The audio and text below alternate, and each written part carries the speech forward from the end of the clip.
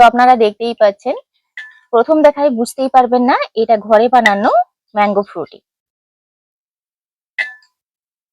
স্বাদ, গন্ধ, রং বজায় রেখে এত সুন্দর ম্যাঙ্গো ফ্রুটি ঘরেই বানিয়ে নেওয়া যায় মাত্র 5-7 মিনিটে। তো আপনারা খেয়ে বা দেখে বুঝতেই পারবেন না এটা ঘরে বানানো ম্যাঙ্গো ফ্রুটি।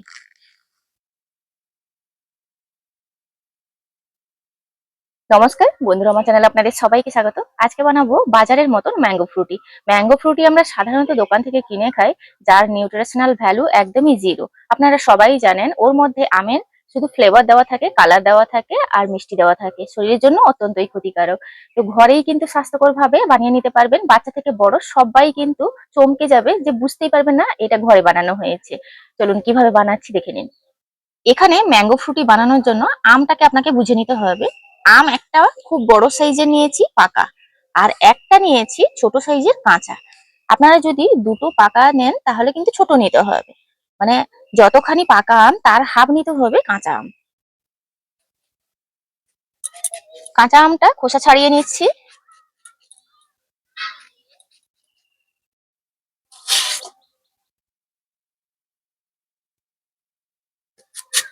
আমি সাইডের অংশগুলো নিয়ে নিচ্ছি, এইভাবে ছোট টুকরো টুকরো করে নিচ্ছি।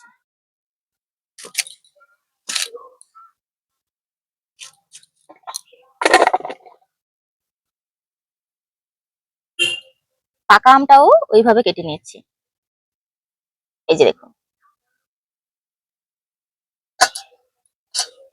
পাকা আমগুলো কড়াইয়ের মধ্যে সরাসরি নিয়ে নিচ্ছি। এক্সট্রা ভাবে পাকা আমকে কাটতে হবে না, এইভাবে কিন্তু কেটে চামচ দিয়ে তুলে নিলেই হয়ে যাবে।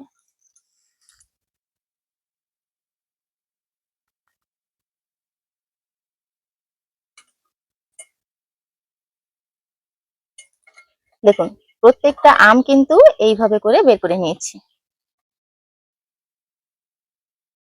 কাঁচা আমটাও এর মধ্যে নিয়ে নিলাম। উনুনের উপরে কড়াইটা সরাসরি দিয়ে দিয়েছি, কোনো রকম জল দেব না, এটাকে ঢাকা দিয়ে সেদ্ধ করে নেব। ঢাকা দিয়ে দেব, মাঝে মধ্যে একটু উল্টে পাল্টে দেব।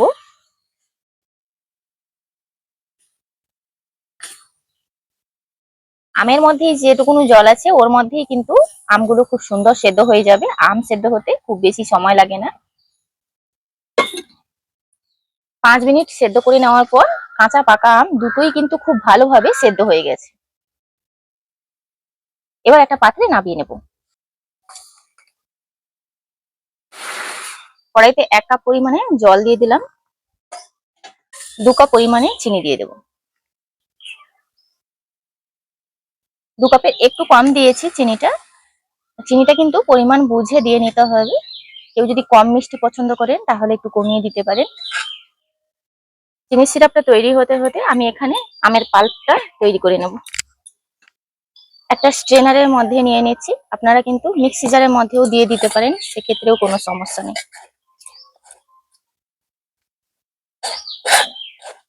ভালোভাবে সেদ্ধ করে নিলে স্ট্রেনারে দিয়েও কিন্তু ছেঁকে নেওয়া যায়।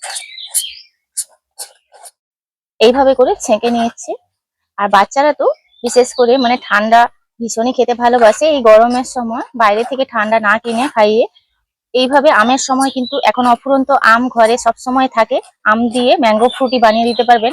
বাজার থেকে কেনা হয়েছে কি ঘরে বানানো হয়েছে, বাচ্চা কেন বড় কেন কেউই বুঝতে পারবে না বিন্দু মাত্র। আমের পাল্পটা এইভাবে বের করে নিয়েছি। এবার পাল্পটা সরাসরি চিনি সিরাপের মধ্যে দিয়ে দেবো।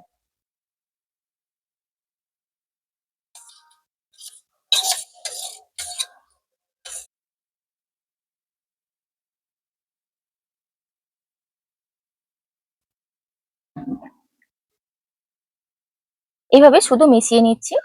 দেখুন, এখানে ঘনত্বটা আপনারা দেখতেই পাচ্ছেন, এর থেকেও একটু বেশি ঘন করে রাখা যায়। একটা পাত্রে নামিয়ে নিচ্ছি। এবার একটু ঠান্ডা করে নেব। দেখুন কালারটা কত সুন্দর এসছে। এইভাবে হাতাটা দিয়ে নেড়ে চেড়ে একটু ঠান্ডা করে নিচ্ছি। এটা অনেকটাই গরম আছে। দেখুন এত সুন্দর একটা কালার এসছে, আপনারা বুঝতেই পারবেন না এর স্বাদ কি বলবো। বাজারে যেভাবে আমরা ফ্রুটি কিনে খাই ঠিক ওরকমই, এক বিন্দুও এদিক ওদিক নয়। এটাকে আমি ঠান্ডা করিয়ে নিয়েছি নেড়ে চেড়ে। এবার মানে ফ্রিজে ঠান্ডা জল দেব।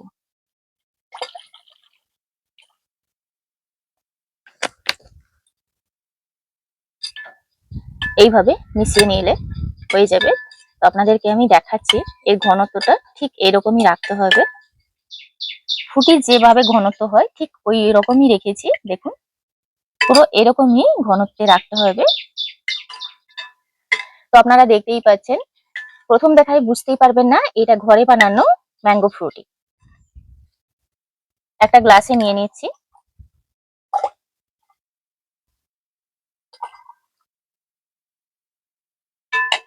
স্বাদ, গন্ধ, রং বজায় রেখে এত সুন্দর ম্যাঙ্গো ফ্রুটি ঘরেই বানিয়ে নেওয়া যায় মাত্র 5-7 মিনিটে। তো আপনারা খেয়ে বা দেখে বুঝতেই পারবেন না এটা ঘরে বানানো ম্যাঙ্গো ফ্রুটি। আজকের ভিডিওটি এখানেই শেষ করছি। দেখা হচ্ছে পরবর্তী একটা নতুন পর্বে। ভিডিওটি ভালো লাগলে লাইক, শেয়ার, কমেন্ট করবেন। আপনারা সবাই ভালো থাকবেন, সুস্থ থাকবেন, সাবধানে থাকবেন।